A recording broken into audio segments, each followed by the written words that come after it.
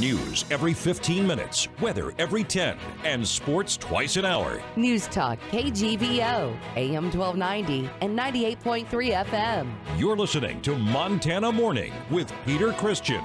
A Missoula man convicted of drugging and raping underage girls. Good morning, everyone. Montana Morning for Wednesday, April 26, 2017. And yes, it's still raining. It's rain and 41 degrees in Missoula right now. A newscast sponsored by First Montana Bank, your home for free centennial checking and unlimited cash back every time you use your debit card.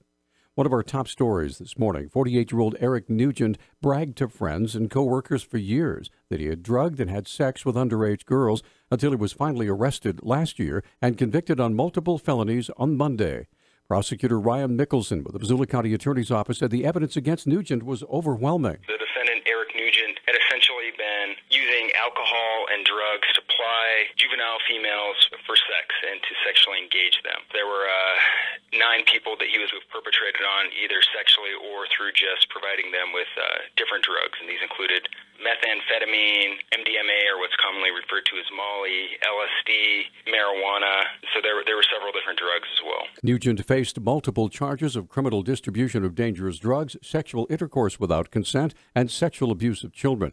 Mickelson said he'll spend a very long time in the Montana State Prison. Those can run consecutively, so essentially he could have 6 life sentences and 500 years from the 100-year penalties with an additional 30 years, so 530 years plus 6 additional life penalties.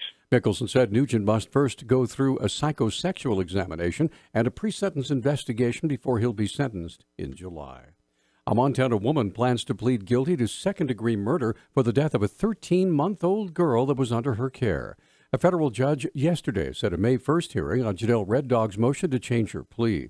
A document filed by the Poplar woman's federal public defender on Monday does not provide details about Red Dog's plea deal with prosecutors, but says the agreement will be filed before the hearing. Red Dog reported in April 2016 that 13-month-old Kensley Olson had been abducted while she was caring for the girl on the Fort Peck Indian Reservation. Authorities say Red Dog later drew a map and led them to the child's body inside a dumpster blocks from Red Dog's home. The girl died of blunt force trauma. Governor Steve Bullock has signed legislation creating a commission to help guide policy on child abuse and neglect. The governor signed the bill yesterday along with 5 others. He also issued a mandatory veto on a proposal that sought to restructure fees for agricultural nurseries. The new commission would examine child abuse cases to better understand the causes, particularly in cases that result in death. The bill was sponsored by Democratic Representative Kathy Kelker of Billings. The commission would be comprised of members appointed by the governor and Attorney General Tim Fox. The commission is expected to issue a report that could guide legislation to address the matter. The bill is one of 5 signed by the governor focused on the state's foster care system. Just before midnight on Monday, Missoula police were called out to the report of an armed robbery. Police Public Information Officer Travis Welsh has more. 2 males reported being approached by another male armed with a handgun who demanded their property that they were carrying at the time and got into a vehicle and drove away. This occurred in the 600 block of Craig Lane.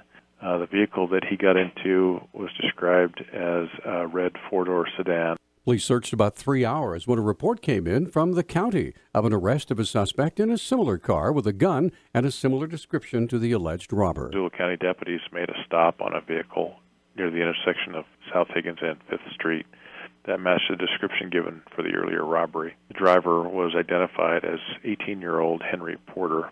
He also had a female passenger with him, and through the investigation at that stop, it was determined that Mr. Porter was related to the earlier reported robbery. Police are investigating both the gun and the vehicle in the case. The woman in the vehicle is not facing any charges at this time. However, Henry Porter is facing 4 charges, including felony robbery, a misdemeanor charge of theft, carrying a concealed weapon, and driving without insurance.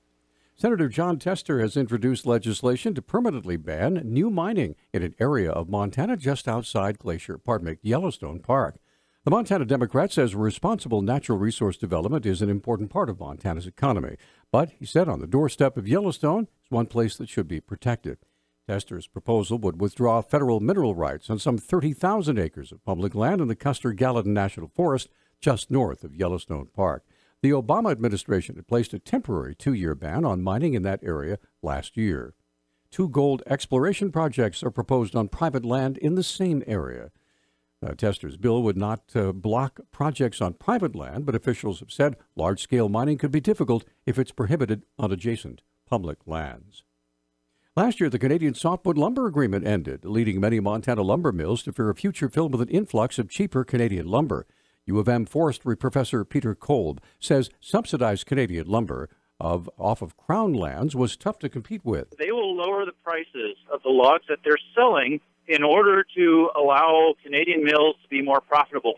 So we know that it's subsidizing. And because of that, they can send finished wood products to the United States at a much lower price than American lumber mills can produce them, because American lumber mills have to bid on a fair market value. The lumber markets received a significant change this week, though, with an announced fee on Canadian mills selling to to the U.S.